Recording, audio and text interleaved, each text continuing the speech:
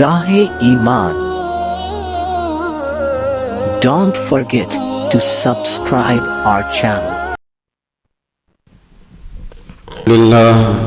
الحمد لله نحمده ونستعينه ونستغفره ونؤمن به ونتوكل عليه ونعوذ بالله من شرور أنفسنا ومن سيئات أعمالنا من يهده الله فلا مضل له ومن يضلل فلا هادي له ونشهد أن لا إله إلا الله وحده لا شريك له ونشهد أن سيدنا ونبينا وشفيعنا ومولانا محمدا عبده ورسوله صلى الله عليه وعلى آله وأصحابه وبارك وسلم تسليما كثيرا كثيرا.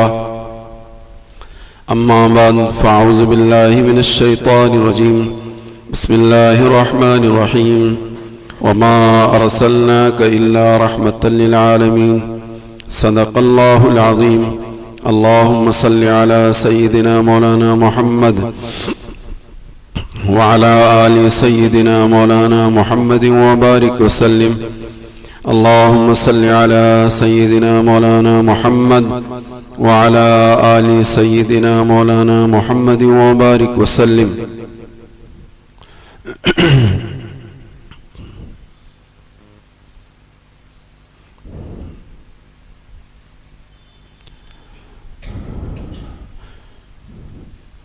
हुजूर के ज़माने में ये सिलसिला था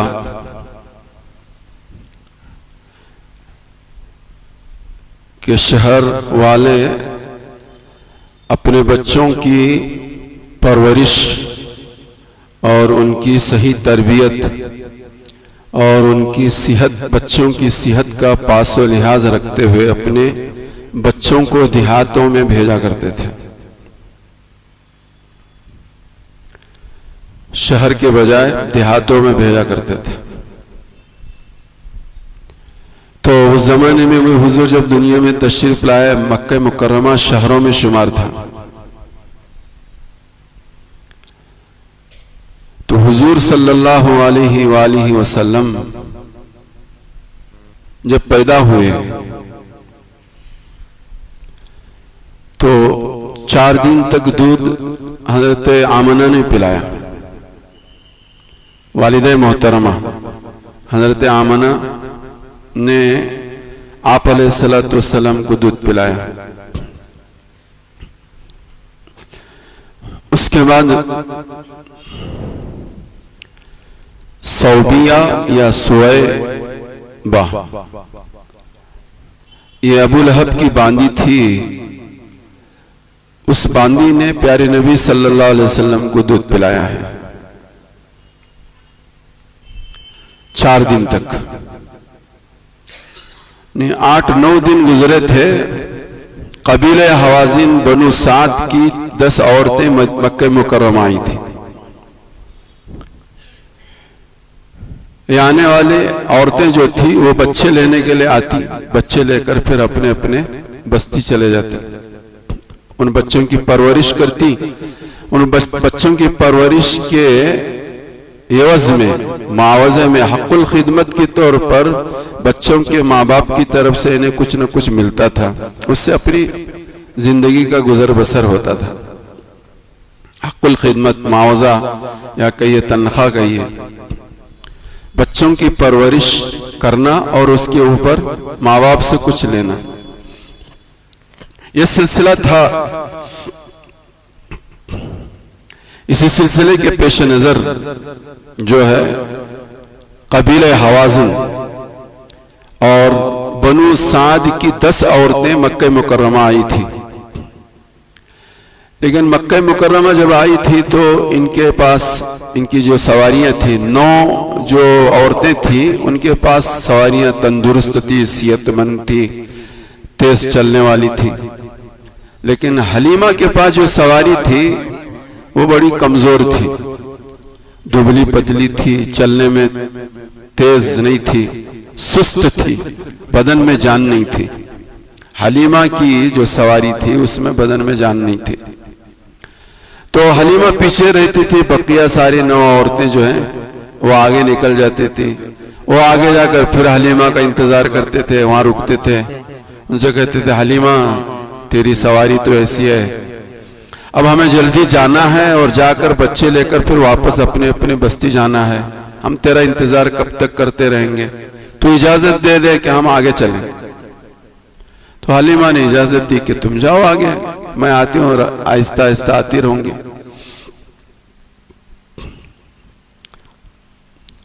तो हजरत हलीमा तो पीछे रह गई और बकिया 9 औरतें, बनु साद की ये 9 औरतें मक्के मुकर्रमा पहुंची। रिवायतों में बात लिखी है, ये जितने 9 औरतें थी उन सब 9 औरतों के पास हजरत अब्दुल मुत्तलिब ने अपने पोतरे मोहम्मद इब्ने अब्दुल्ला हजरत मोहम्मदुर रसूलुल्लाह सल्लल्लाहु अलैहि वसल्लम को पेश किया कि मेरा पोतरा है, इसको ले लो, तुम इसको दूध पिलाओ, लेकर जाओ, इसकी परवरिश करो, इसकी तरबियत करो। तो 9 औरतों ने पूछा कि इनके अब्बा कौन है, क्या करते हैं, अब्बा कौन है, क्या करते हैं। तो हजरत अब्दुल मुत्तलिब ने क्या कहा, हजरत अब्दुल मुत्तलिब ने कहा कि इनका बाप, इस बच्चे का बाप तो कोई है नहीं, इस बच्चे का बाप तो कोई है नहीं। तो इन 9 औरतों के दिमाग में ये बात आई कि बच्चे का बाप नहीं तो हमें मिलेगा क्या, जिस बच्चे का बाप होता है वही तो हक़ुल खिदमत अदा करता है। जिस बच्चे का बाप नहीं होता तो बड़ा चाचा छोटे चाचे पर डालता है, छोटा चाचा बड़े चाचा पर डालता है, और दादा दादी पर डालता है, और उन्हें उस पर डालता है, उन्हें उस पर डालता है, हर एक दूसरे पर डालता है। मिलेगा कि नहीं मिलेगा, मसला रहता है, प्रॉब्लम रहता है। तो 9 औरतों ने ये सोचकर कि ये तो यतीम है, ये बच्चा तो यतीम है, हक़ुल खिदमत तो हमें कुछ नहीं मिलेगा, और आए थे काहे के लिए, मक्के के बच्चों को लेंगे, उसके नतीजे में हमें कोई हक़ुल खिदमत मिलेगी जिससे हमारे जिंदगी का गुजर बसर होगा। तो रिवायतों में बात लिखी है कि हजरत अब्दुल मुत्तलिब ने 9 के 9 औरतों के पास हजरत मोहम्मद रसूलुल्लाह को पेश किया था, लेकिन हजरत मोहम्मद रसूलुल्लाह को 9 औरतों ने नहीं लिया। बाद में आमना आई, हलीमा आई, हलीमा के पास भी हजरत अब्दुल मुत्तलिब ने हजरत मोहम्मद रसूलुल्लाह को पेश किया, हलीमा लो ये बच्चे को लेकर जाओ, इसकी परवरिश करो। हलीमा ने भी पूछा इसके अब्बा कौन है, क्या करते हैं, तो वही जवाब दिया, ये यतीम है, ये यतीम है। तो हजरत हलीमा के दिमाग में भी यही बात आई कि बच्चे का बाप नहीं तो मुझे मिलेगा क्या, इसलिए हजरत मोहम्मद रसूलुल्लाह को छोड़ दिया और मक्के में इधर उधर गश्त लगाया हलीमा ने कि कहीं और कोई दूसरा मालदार कोई बच्चा मिल जाए और मेरी उस बच्चे की परवरिश भी हो, मेरे गुजर बसर का कोई निजाम भी बने। हलीमा पूरे मक्के में गश्त लगाई, कहीं कोई बच्चा मिला नहीं, हजरत हलीमा को मिला नहीं। सीरत की किताबों में बात लिखी है कि हजरत हलीमा की दिमाग में यह बात आई कि अब खाली हाथ जाना ये मेरे शान और मेरी इज्जत के खिलाफ है,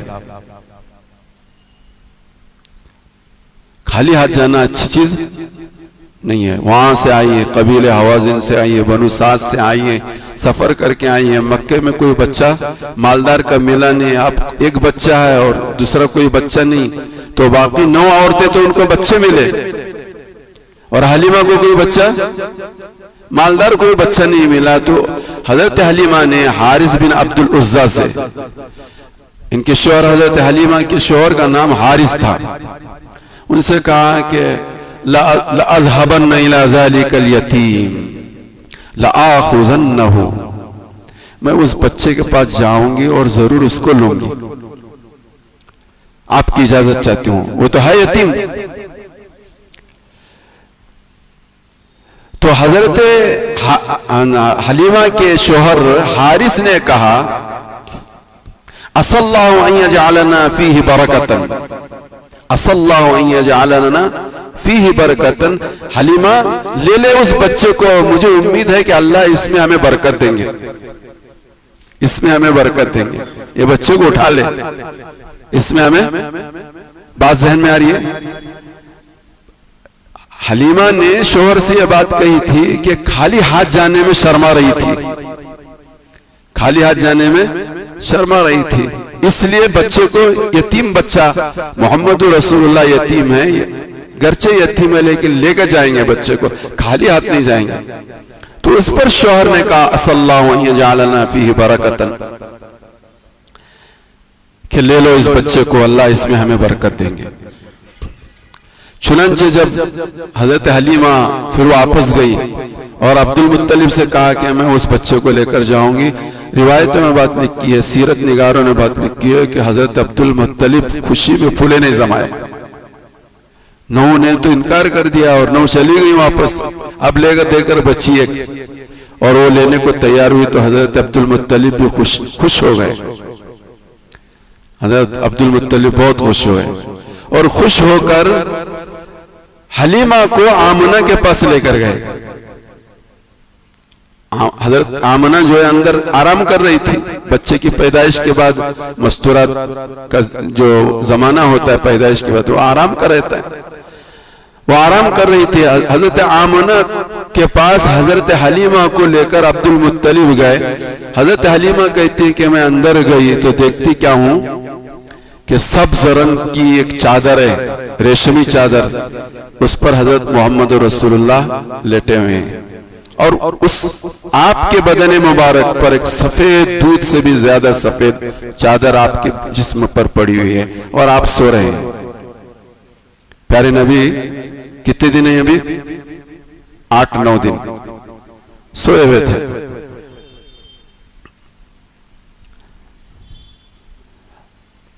तो हजरत हलीमा कहती हैं कि आपके सोने की वजह से मैंने कुछ आवाज नहीं किया, वो आपको देखते मेरे दिल में मोहब्बत जागी, मैं अपना हाथ जो है प्यारे नबी हजरत मोहम्मद रसूलुल्लाह के सीने पर रखी। हुजूर के सीने पर हलीमा ने अपना हाथ रख दिया। जैसे ही हजरत हलीमा ने हुजूर के सीने पर हाथ रखा, फौरन हुजूर ने आंख खोलकर मुस्कुराना शुरू कर दिया, आंख भी खोल और मुस्कुराने भी लगे। आपका आंख खोलना था और आपका मुस्कुराना था, हलीमा ने अपना सारा दिल मोहम्मद रसूलुल्लाह को दे दिया। वो आप पर फिरफ्ता हो गई, आप पर फिदा हो गई।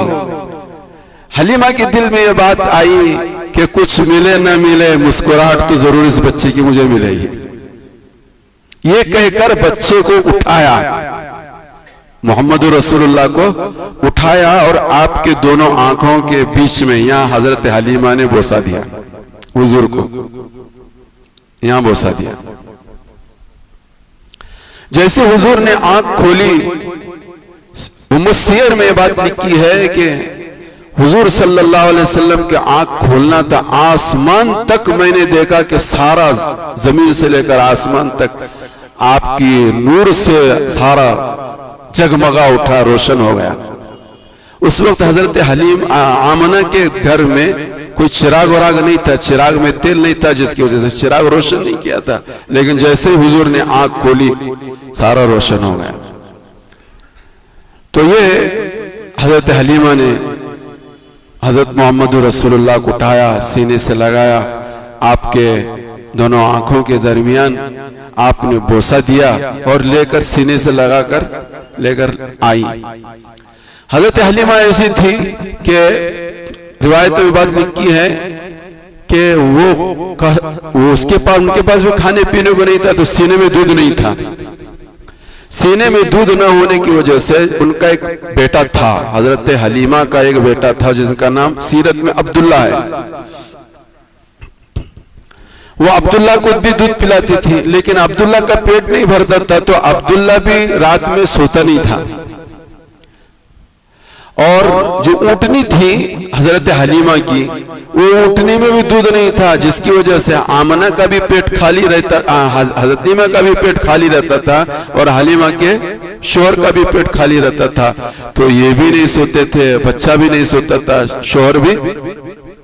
भूख लगती है, भूख रहती है तो नींद, आदमी को नींद उस वक्त आती है जब पेट भर जाता है, और जितना पेट भरता है उतनी ज्यादा नींद आती है। इसीलिए उलमा ने बात लिखी है कि कम खाओ, उससे नींद कम आएगी। जितना ज्यादा खाओगे नींद ज्यादा आएगी, जितना ज्यादा खाओगे उतना नींद ज्यादा आएगी। तो रिवायत में बात लिखी है कि ना अब्दुल्ला सोते थे, यानी हजरत हलीमा का बेटा सोता था, ना हलीमा सोती थी, ना हलीमा के शोहर हारिस सोते थे। क्यों नहीं सोते थे? भूख की वजह से। लेकिन जैसे मोहम्मद रसूलुल्लाह को अपने सीने से लगाया और हलीमा ने दूध पिलाने के लिए अपने छाती से मोहम्मद रसूलुल्लाह को लगाया, तो लगाना था दूधों, छाती में दूध ही दूध, छाती में दूध ही दूध, कुछ खाया नहीं। पंजीरी के लड्डू नहीं खाए थे अभी, कहां से पंजीरी के लड्डू, वहां कुछ नहीं है, ना हलीम है, ना पंजीरी के लड्डू है, ना कुछ और कोई चीज है। हुजूर को सिर्फ सीने से लगाया था, हलीमा की छाती दूध से भरी, और मोहम्मद रसूलुल्लाह ने भी पिया और अब्दुल्ला ने भी खूब दूध पिया और खूब रात भर दोनों ने नींद कर ली। और इधर हलीमा के सीने में भी दूध, और उस हलीमा की जो ऊँटनी थी, हजरत क्या कहते हलीमा के शौहर हारिस दूध निकालने के लिए गए तो ऊँटनी में भी दूध ही दूध, खूब दूध निकाला और हलीमा ने भी खूब पेट भर के पिया, और उनके शौहर हारिस बिन अब्दुल उज्जा ने भी खूब पेट भर के दूध पिया। हलीमा भी रात को अपने खीमे में सो गई और हारिस बिन अब्दुल उज्जा भी खीमे में पूरी रात सोए, मोहम्मद रसूलुल्लाह भी पूरी रात खीमे में सोए और अब्दुल्ला भी पूरी रात खीमे में। सुबह को उठकर हलीमा के शौहर ने हलीमा से कहा, अखस्ती नसीमतन मुबारकतन, हलीमा तूने मुबारक बच्चा उठा लिया है, तूने बहुत ही मुबारक बच्चा उठा लिया है।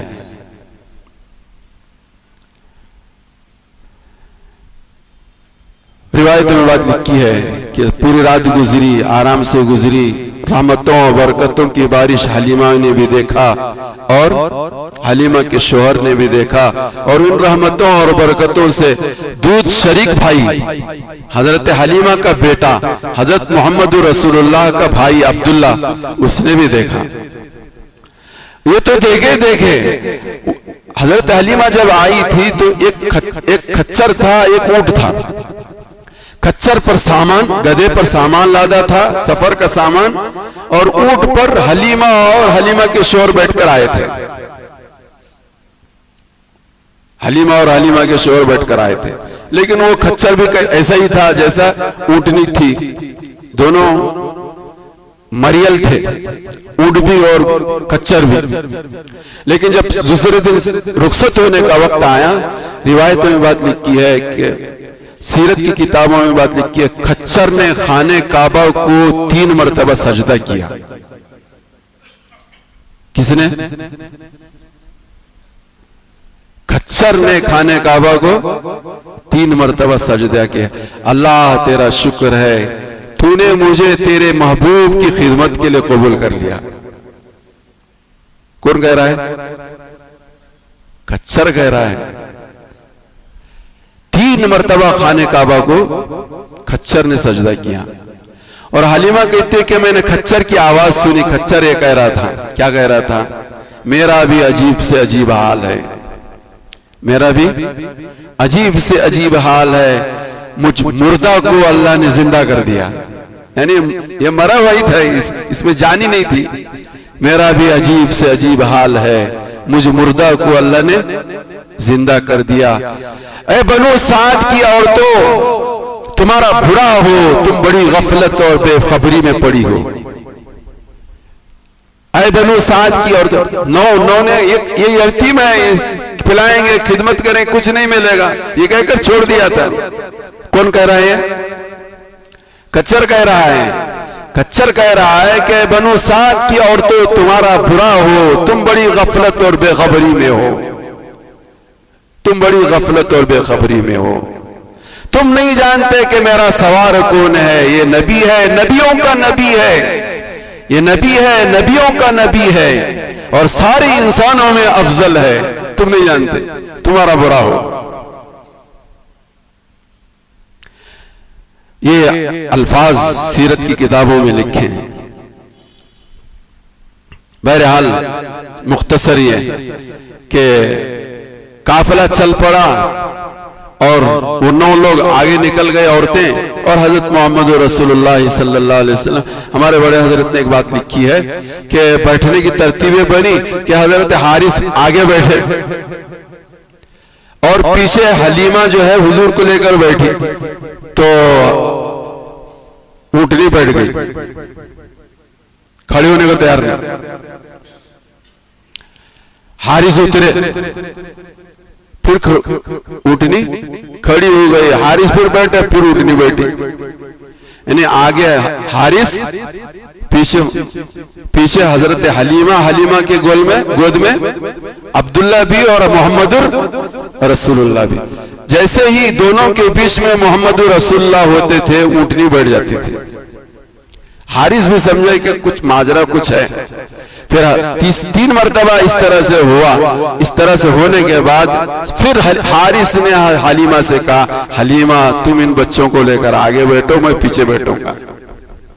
तो फिर ऊँटनी खड़ी होकर चलना शुरू कर दी कि जो खातमुन नबीयीन है, जो महबूब रब्बुल आलमीन है, वो पीछे हो किसी के पुश्त पर, ये गवारा नहीं। ये कौन गवारा नहीं कर रहा? ये ऊंट गवारा नहीं कर रहा। ये घोड़ा हजरत मोहम्मद रसूलुल्लाह को पहचान रहा था, ये ऊंट हजरत मोहम्मद रसूलुल्लाह को पहचान रहा था और पहचान का जुबान हाल से ये कह रहा था और अपने अमल से इसका इजहार कर रहा था कि ये वो हस्ती है, ये बच्चा 9 दिन का बच्चा नहीं है, ये खातमुन नबिय्यीन है, ये शफीउल मुज़नबीन है, ये रहमतुल लिल आलमीन है, ये सारी कायनात के वजूद में आने का सबब है। ये जुबान हाल से और अपने अमल से इसका इजहार कर रहा था। ऊंट भी इजहार कर रहा था और वो खच्चर भी इजहार कर रहा था। वो निकल गए और फिर हजरत आमना और हजरत हलीमा और हारिस बिन अब्दुल उज़्ज़ा और अब्दुल्ला और हजरत मोहम्मद रसूलुल्लाह सवारी पर सवार होकर चले। तो सवारी अब सवारी नहीं है, बर्क रफ्तारी है। अब वो तो पिछले आए थे तो पीछे रहते थे और सब के सब आगे निकलते थे, लेकिन अब बर्क रफ्तारी इनके अंदर आ गई। सारे के सारे 9 के 9 देखने लगे। हलीमा सवारी चेंज कर ली, सवारी तब्दील कर ली। तो हलीमा ने कहा सवारी चेंज नहीं हुई, सवार चेंज हो गया है। सवारी वही है जो पहले थी, लेकिन अब सवार बदल गया। अब सवारी पर सवार में जो है एक मोहम्मदुर रसूलुल्लाह भी हैं। हजरत मोहम्मदुर रसूलुल्लाह सल्लल्लाहु अलैहि वसल्लम की खिदमत में जब हलीमा गई थी तो सीरत में बात लिखी है कि हुजूर के पास, हजरत आमना के पास हजरत हलीमा पहुंची। जब सोए हुए थे तो हजरत हलीमा ने देखा कि हजरत मोहम्मद रसूलुल्लाह की हर सांस के निकलने के साथ मुश्क अंबर की खुशबू निकल रही थी। हलीमा ने इसको भी देखा था। आमना के पास जब हलीमा पहली मर्तबा गई थी, पहली मर्तबा जब इनकार किया था तो हुजूर को हलीमा ने नहीं देखा था।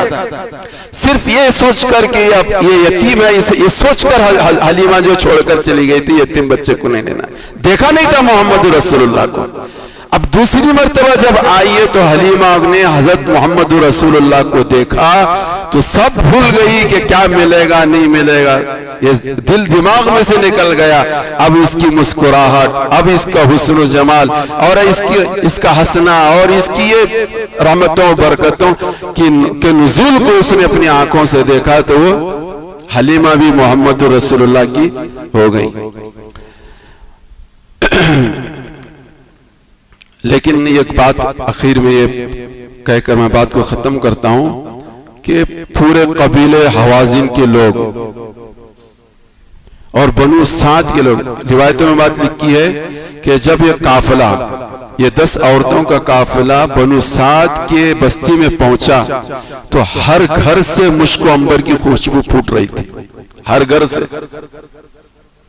सब समझ रहे थे कि कुछ न कुछ हो रहा है, लेकिन हुनैन तक, ग़ज़वा हुनैन तक हजरत मोहम्मद रसूलुल्लाह के हाथ में हाथ कबीले हवाज़िन के लोग नहीं दिए।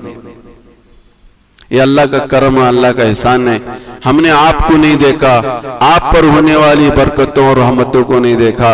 बगैर देखे हम सब जो है 1400 साल के बाद मुसलमानों के घर पैदा होकर मुसलमान हैं हम सब। ये अल्लाह का बहुत बड़ा करम है, बहुत बड़ा एहसान है। हवाज़िन ग़ज़वा हुनैन तक कबीले हवाज़िन के लोग इस्लाम कबूल।